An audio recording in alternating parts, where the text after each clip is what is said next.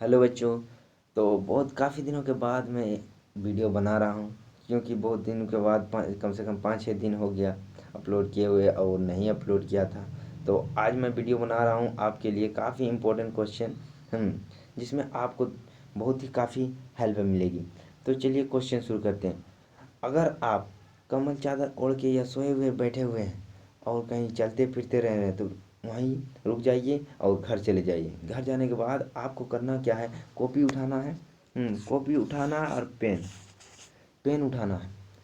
Copy और pen उठा के इस क्वेश्चन सबको नोट कीजिए।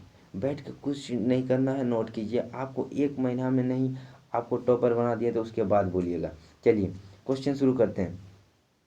निम्न में से कौन सा पदार्थ लेंस बनने में प्रयुक्त नहीं किया था। अब लेंस देखो, लेंस बोलता है किसको, जो चश्मा चश्मा में लगता है ना, जिसका आँख खराब है उसको चश्मा में लगता है लेंस, समझे, वो लेंस, उसी को लेंस बोलता है।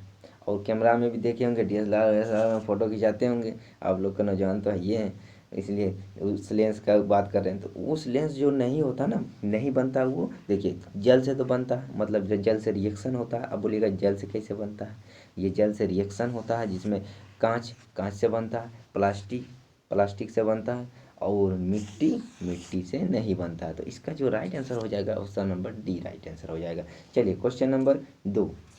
क्वेश्चन नंबर 2 कहता है क्या, प्रकाश की किरण गमन करती है। प्रकाश की किरण गमन करती है। देखिए प्रकाश, सूरज, जो अब ठंडी का मौसम है, ठंडी में बाहर तो निकलिएगा तो एकदम देखिएगा सूरज एकदम आपके आँख में आ रहा है, मुंह में आ रहा है। तो देखिए ये जो होती है वो सीधा रेखा सीधी आपके शरीर में आती है प्रकाश की किरण। तो ऑप्शन नंबर ए इसका राइट आंसर हो जाएगा। चलिए क्वेश्चन नंबर 3।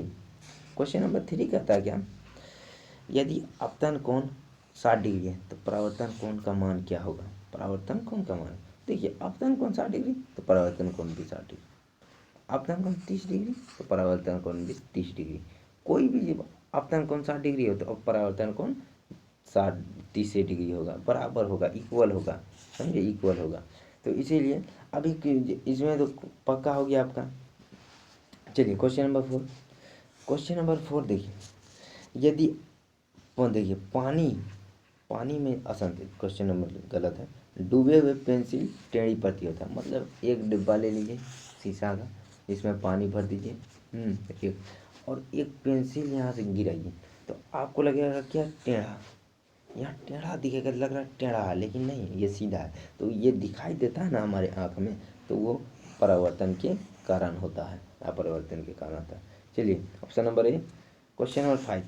क्वेश्चन नंबर 5 काफ़ी इंपॉर्टेंट है, इसको VVI कर लीजिए। देखिए किसी माध्यम के आपतन कोण का मान होगा, तो ये होगा option number A, sine I by sine R, sine I by sine R. अगर आपको क्वेश्चन बढ़िया लग रहा है तो लाइक कर दीजिए, और इसी तरह के और वीडियो चाहते हैं तो कमेंट कर दीजिएगा बॉक्स में कौन चैप्टर का चाहिए, चैप्टर वाइज भी हम निकालते हैं। चलिए मैथ का, तो मैथ का ऑब्जेक्टिव या सब्जेक्टिव आप कमेंट कर सकते हैं, उसमें हम रिप्लाई ज़रूर देंगे। चलिए क्वेश्चन नंबर 6।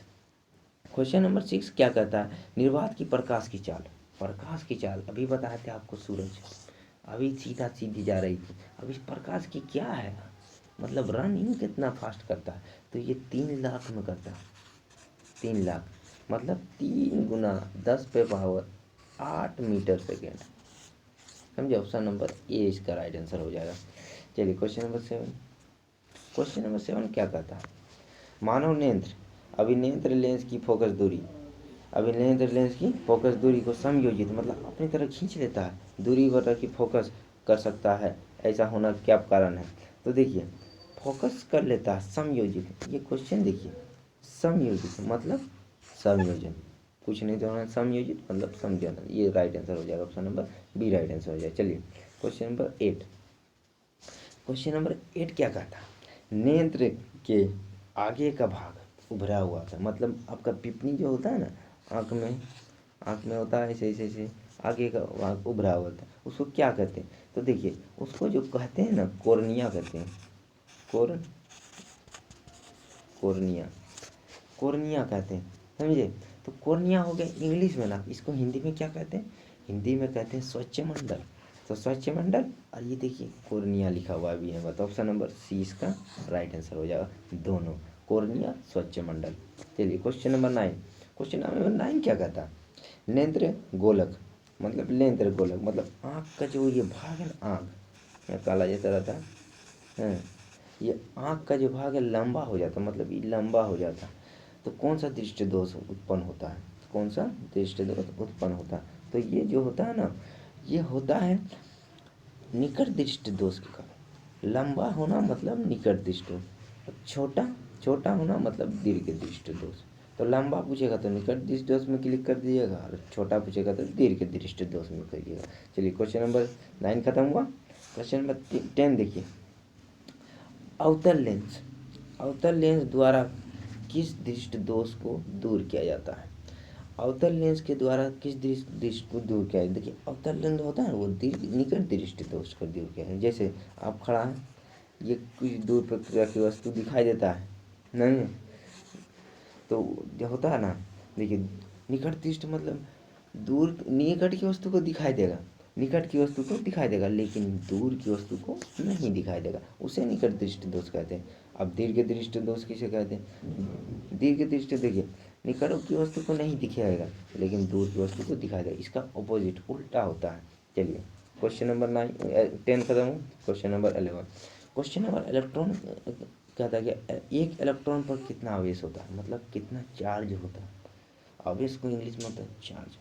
चार्ज होता है ना 1.6 गुना 10⁻⁻19 कूलम।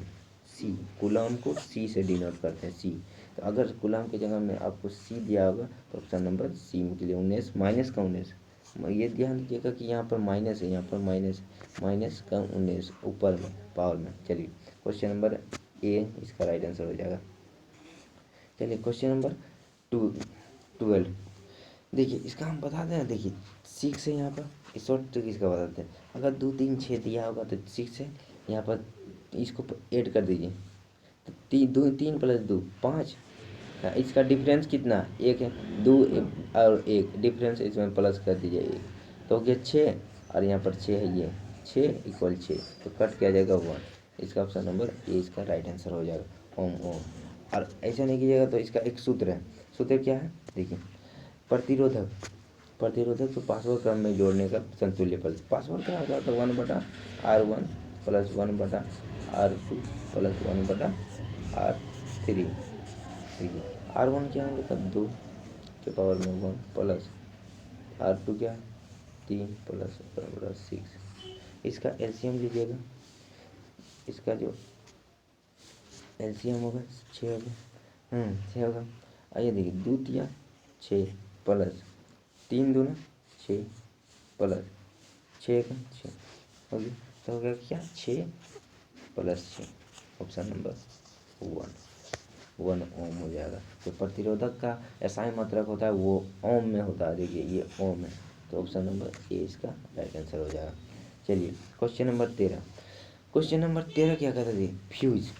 आप घर बोर्ड देखे होंगे, बोर्ड में एक फ्यूज लगा हुआ होता है, उसको खींचिएगा तो लाइन ख़त्म, मतलब घर का लाइन ख़त्म हो जाता है। तो देखिए ये जो होता है ना फ्यूज विद्युत युक्त में किस क्रम में संयोजित किया जाता है? ये किस क्रम में संयोजित? लाइन काट दीजिएगा तो श्रेणी क्रम। देखिए ये होता है, मान लीजिए यहाँ पंखा है, यहाँ बोर्ड है, यहाँ से एक फ्यूज लगा दिए, इसको खींच दीजिएगा, पंखा बंद हो जाएगा। स्विच लगा दिए, इसको खींच दीजिए, बंद कीजिएगा तो पंखा बंद हो जाएगा। तो मतलब इसमें करंट इधर से जा रहा है और इसको बीच में जोड़ा गया है, तो मतलब ये श्रेणी क्रम हो गया, ऑप्शन नंबर ए। Question number 14। क्वेश्चन नंबर 14 क्या कहता है? अभिक्रिया दिया हुआ 2NO प्लस सी, 2N प्लस CO में किस प्रकार? देखिए सी यहाँ पर है, यहाँ से सीधा ओ हो जा रहा है, मतलब ओ जुड़ जा रहा है, तो मतलब इसका क्या हो रहा है? इसका जो हो रहा है ना, इसका सी का अपचयन हो रहा है, मतलब सी जो है ना इसको ले रहा है, सी का अपचयन, ऑप्शन नंबर ए इसका राइट आंसर हो जाएगा, ऑप्शन नंबर ए।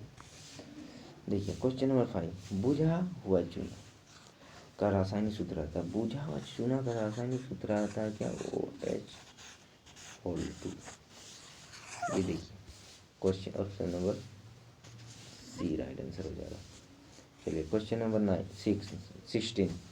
16 क्वेश्चन नंबर 16 देखते हैं, निम्न में से कौन सा क्षार संक्षारण का उदाहरण, संक्षारण मतलब जंग लगने का उदाहरण, लोहा की वस्तु पे जंग लगना, चांदी का काला हो जाना, तांबे में वस्तु का जंग लगना, हरा हो जाना, उपरोक्त में सही। देखिए लोहा में भी जंग लग रहा है, चांदी में काला हो रहा, ये भी तांबे में हरा हो रहा, तो देखिए उपरोक्त में डी, ऑप्शन नंबर डी इसका सही आंसर हो जाएगा। अब देखिए गंध सूचक का उदाहरण, गंध सूचक का उदाहरण जो होता है ना, देखिए वो वेनिला, लौंग का तेल, प्याज, ऑप्शन नंबर डी सभी गंध सूचक का ये उदाहरण है। 18 क्या होता है? सोडियम लवण का परिवार, सोडियम लवण का परिवार, तो ये हो जाएगा सोडियम, देखिए Na2CO4 ये भी हो जाएगा, NaCl ये हो गया iodine, option number C right answer. Question number 19 निम्न में से इनमें से कौन सा कथन सही है? कथन सही है देखिए, तो कहता है कि फर्स्ट टमाटर में ऑक्जेलिक अम्ल पाया जाता है, ये सही है, टमाटर में ऑक्जेलिक अम्ल पाया, इमली में सर्ट्रिक अम्ल पाया जाता है, गलत है, इमली में टार्ट्रिक अम्ल पाता है, टार्ट्रिक अम्ल पाया जाता है। क्षार का उपयोग साबुन बनने में होता है, ये भी गलत है। अम्लीय में वर्षा का पीएच का मान 5.6 से कम होता है, ये भी गलत है। तो ऑप्शन नंबर ए इसका राइट आंसर हो जाएगा, 19 का ए राइट आंसर हो जाएगा। चलिए क्वेश्चन नंबर 20 कहना है एंटासिड, देखिए एंटासिड इंग्लिश में का उदाहरण है, एंटासिड का उदाहरण क्या है? Milk of magnesium, baking soda, उपरोक्त में सभी इनमें से कोई नहीं, क्योंकि ये milk of magnesium baking soda ये दोनों हो जाएगा आपका ऑप्शन नंबर सी, ऑप्शन उपरोक्त में सही इनमें से कोई नहीं, इससे उपरोक्त में सही सभी। चल क्वेश्चन नंबर 6 हो गया, सी हो गया इसमें का राइट आंसर। तो 21 कौन सा धातु उष्मा का सुचालक है?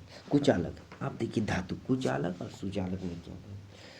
कुचालक है मरकरी और लेड, देखिए कुचालक मतलब नहीं, उष्मा मतलब करंट, करंट प्रवाहित नहीं होता, तांबा में होता है, लोहा में, इस में होता है, लेकिन मरकरी लेड में नहीं होता, ऑप्शन नंबर सी इसका राइट आंसर हो जाएगा। क्वेश्चन नंबर 22, चलिए अगला क्वेश्चन 22 निम्न में से कौन सा कथन सही है? आयोडीन चमकीला अधातु है, ये सही है।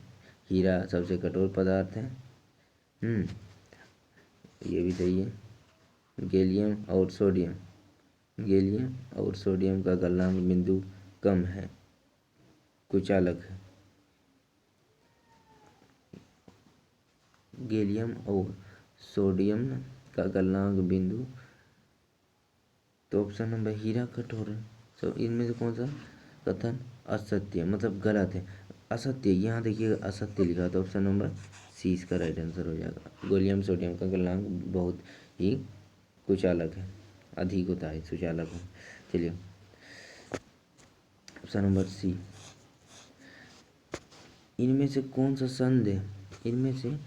संध अधिक अभिक्रियाशील धातु है? देखिए अभिक्रियाशील धातु पोटेशियम, इसको हवाओं के संपर्क में रखिएगा तो ये मतलब ब्लास्ट हो जाएगा, और उससे कम सोडियम, समझे? देखिए जब एक देखिएगा उसमें 10th में लिखा हो, बुके में है आपका, सोडियम पोटेशियम सोडियम ये होता है, इसे सीरीज बाय सीरीज रखा हुआ था, लास्ट में सोना आता है। चलिए इनमें से कौन धातु जल के साथ अभिक्रिया नहीं करता? देखिए धातु जल के साथ अभिक्रिया नहीं करता, तो हो जाएगा लेड, मरकरी, सिल्वर, उपरोक्त में सभी, उपरोक्त ये हो गया। सिनाबार किस धातु का अयस्क है? सिनाबार किस धातु का अयस्क है?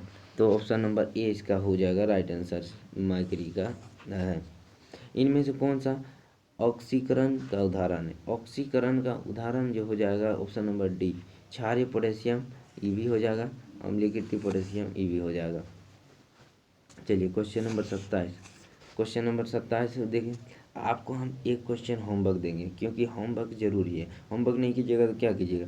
चलिए मैग्नीशियम पाया जाता है, कहाँ पाया जाता है? क्लोरोफिल में पाया जाता है, मैग्नीशियम। क्लोरोफिल भाई ये काफ़ी इंपॉर्टेंट है, ये आपको VVI कर लीजिए क्योंकि ये काफ़ी इंपॉर्टेंट क्वेश्चन है। चलिए क्वेश्चन नंबर 28, विक्र का संत्र किस तंत्र से है? मतलब किडनी का जो संत्र है वो किस तंत्र से, तो ये उत्सर्जन का तंत्र है। ये ऑप्शन नंबर ए इसका राइट आंसर हो जाएगा, ये भी काफ़ी इंपॉर्टेंट है। चलिए 29 क्या कहता है? पौधों में भोजन का संथांतरण के लिए उत्तरदायी होती है। तो ये भोजन होता है ना, ये इसका होता है जाइलम, जाइलम फ्लोएम दोनों। ऑप्शन नंबर सी इसका राइट आंसर है।